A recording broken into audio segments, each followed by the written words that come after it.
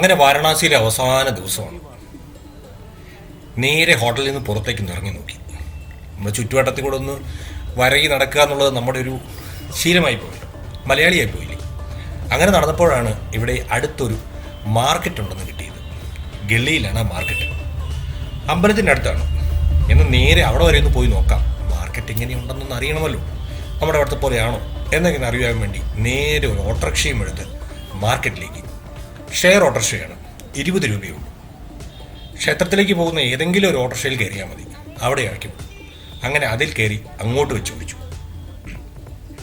8 മണിയായിട്ടുണ്ട് സമയം. തിരക്കുകളൊക്കെ നന്നേ കുറവാണ് എന്നൊക്കെ ആലോചിച്ച് ഞാനിങ്ങനെ ഇരിക്കുകയാണ്. നമ്മുടെ നാട്ടിൽ എന്താവും ഈ സമയത്ത് സ്ഥിതി? അങ്ങനെ ആലോചിച്ചിരിക്കുമ്പോൾ തന്നെ നല്ല രീതിയിലേക്ക് തിരക്ക് വന്നു, ബ്ലോക്കായി തുടങ്ങി. ക്ഷേത്രത്തിലേക്കുള്ള വഴിയിൽ ഓട്ടോറിക്ഷ പ്രവേശിച്ചു എന്നെനിക്ക് മനസ്സിലായി. അങ്ങനെ നിൽക്കുമ്പോൾ ദേണ്ട നിൽക്കുന്നു അടുത്ത പണി.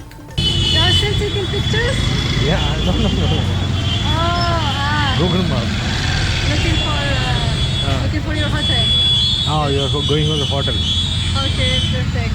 Okay. You saw the ceremony? Same. I need to shoot there. It was good, right? Yeah. So you are also Hindu? You are also Hindu? Hindu. You? Yes. You are also Hindu. Okay. And your first time in Varanasi? I'm second time in Varanasi. Second time. Okay. Second time. I thought your first time. No. Perfect. Okay, bye. Bye-bye. പുള്ളിക്കാരി മാർക്കറ്റൊക്കെ കണ്ടിട്ട് വരികയാണ്. ഷൂട്ടൊക്കെ കഴിഞ്ഞു. മൊറോക്കോയിൽ നിന്ന് വന്ന ടീമാണ്. എന്നോട് ആദ്യമായിട്ടാണ് ഇവിടെ വരുന്നതെന്ന് ചോദിച്ചു. മൊറോക്കോയിൽ നിന്ന് ഇവിടെ വന്ന സ്ഥിതിക്ക് ഞാൻ രണ്ടാമതെങ്കിലും വരുന്നെന്ന് പറയണ്ടേ, അല്ല നാണക്കേടല്ലേ? അതും പറഞ്ഞൊപ്പിച്ചു. പിന്നെ ഞാൻ ഹിന്ദു ആണോ എന്നൊക്കെ പുള്ളിക്കാരിക്ക് അറിയണം. സങ്കടമാകണ്ടെന്ന് വെച്ച് അതുമൊക്കെ സമ്മതിച്ച് നേരെ ഞാൻ മാർക്കറ്റിനുള്ളിലേക്ക്. നല്ല തിരക്കാണ്. ഇവിടെ വരുന്ന ഭക്തജനങ്ങളും ഇവിടെയുള്ള ലോക്കലായിട്ടുള്ള ആൾക്കാരും എല്ലാവരും ഉണ്ട്. നിറഞ്ഞൊഴുകുന്ന ഒരു മാർക്കറ്റ്. ഇവിടെ ഏകദേശം 1000-ലധികം കടകളുണ്ട്. ഓരോ കടകളിലെ ഓരോ സാധനമൊക്കെ നോക്കി വെറുതെ ഇങ്ങനെ നടന്ന് നീങ്ങി. ഒന്നും വാങ്ങാൻ ഒരു താല്പര്യവുമില്ല. കാരണം ഇവിടെ നിന്നും എൻ്റെ യാത്ര കണ്ടിന്യൂ ചെയ്തെന്ന് പോകുന്നതാണ്. എവിടെ ചെന്നാണ് എൻ്റെ യാത്ര അവസാനിക്കുമെന്ന് എനിക്കറിയില്ല. അതുകൊണ്ട് തന്നെ മാർക്കറ്റൊക്കെ ഒന്ന് കണ്ടുപോവാം എന്നോർത്ത് ചില സാധനങ്ങളുടെ വിലയൊക്കെ ചോദിച്ചങ്ങ് നടന്നു. വില നന്നേ കുറവുണ്ട്. എല്ലാ തരത്തിലുള്ള സാധനങ്ങളും ഇവിടെ അവൈലബിൾ ആണ്.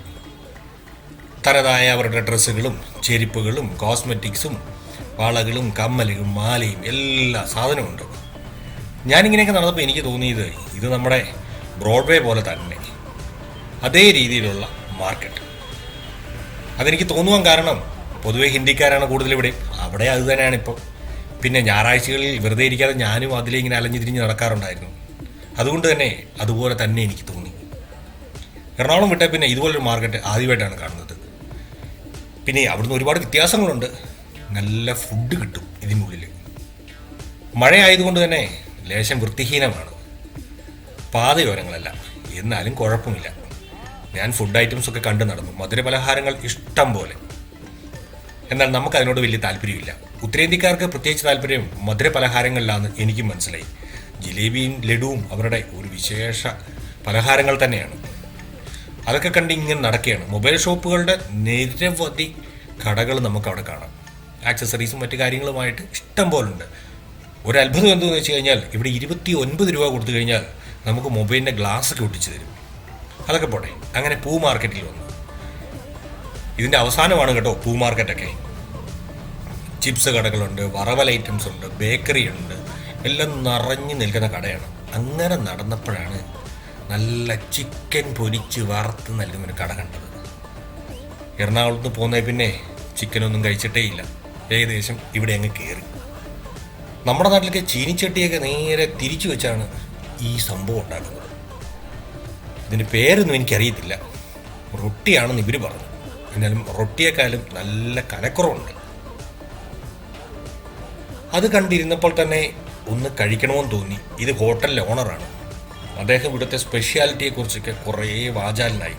ക്ഷേത്ര പരിസരമായതുകൊണ്ട് തന്നെ നോൺ വെജ് കടകളൊക്കെ കുറവാണ്. അങ്ങനെ ഞാനും ഓർഡർ ചെയ്തു. ഒരു ടിക്കയും പിന്നെ അതിൻ്റെ കൂടെ കുറേ സാധനവും.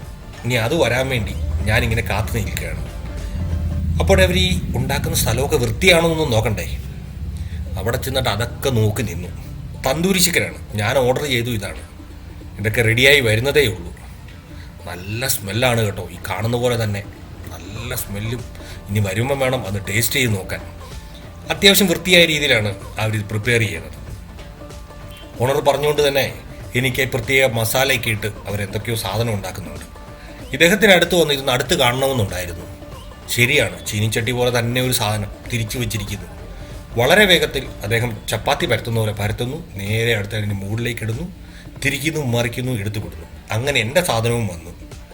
ഒരു ടിക്കയ്ക്കും 2 റൊട്ടിക്കും കൂടെ 95 രൂപയാണ് എനിക്കായത്. ഞാൻ അതും കഴിച്ചു, നേരെ വീണ്ടും നടന്നു. അമ്പലത്തിൻ്റെ മുന്നിലാണ് ചെന്നുപെട്ടത്. അങ്ങോട്ട് പോകുന്ന ഭക്തജനങ്ങളാണ്. ഇപ്പോൾ ഏകദേശം 10 മണിയായിരിക്കുന്നു. തിരക്കിനും ഒരു കുറവുമില്ല. അങ്ങനെ മുമ്പ് ഒരു കുട്ടി പോകുന്നു. അതിൻ്റെ വിഷ്വൽസൊക്കെ ഒന്ന് എടുത്തു നിൽക്കുമ്പോൾ ദേഹൻ്റെ പുറകിൽ നിന്ന് ഒരു വിളി. Are you a vlogger? Yeah, blogger. Where? What's the name? It's my chai. क्या नाम है? Yeah, from Kerala. What's the name of the channel?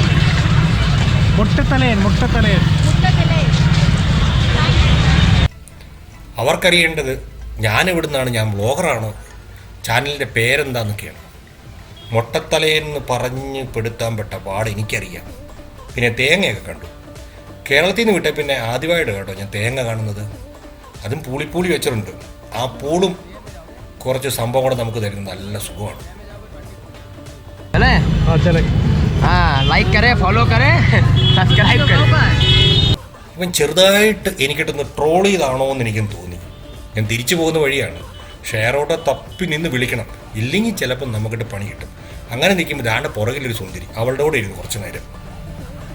ഇതാണ് ഇവിടുത്തെ ബീവറേജ് ഷോപ്പ്. ആർക്ക് കഴിയും എപ്പോൾ വേണമെങ്കിലും എന്തും അവിടെ നിന്ന് തന്നെ കഴിക്കാം, പോരാ. ഇതൊരു ട്രഡീഷണൽ ചായക്കട അന്തരീക്ഷം കണ്ടാൽ നമ്മൾ കുടിക്കില്ല. നമുക്ക് ചായയൊക്കെ തരുന്നത് ഇതുപോലുള്ള മൺപാത്രങ്ങളിലാണ്. ഇത് നേരെ വലിച്ച് കുടിക്കുക, നേരെ ഇവിടെ എറിഞ്ഞ് പൊട്ടിക്കുക. കോർപ്പറേഷൻ വന്ന് രാവിലെ അത് കൊണ്ടുപോയിക്കോളൂ. അങ്ങനെ നേരെ തിരിച്ച് ഹോട്ടലിലെത്തി. നാളെ പോകേണ്ടത് കൊണ്ട് തന്നെ ഞാൻ ബില്ലെല്ലാം സെറ്റിൽ ചെയ്തു. രാവിലെ ട്രെയിനാണ് ഇവിടെ നിന്നും. റൂമിലേക്ക് വെച്ച് കുടിച്ചു. അത്യാവശ്യം ക്ഷീണമുണ്ട്. ഇനിയപ്പം പിന്നെ കാണാം.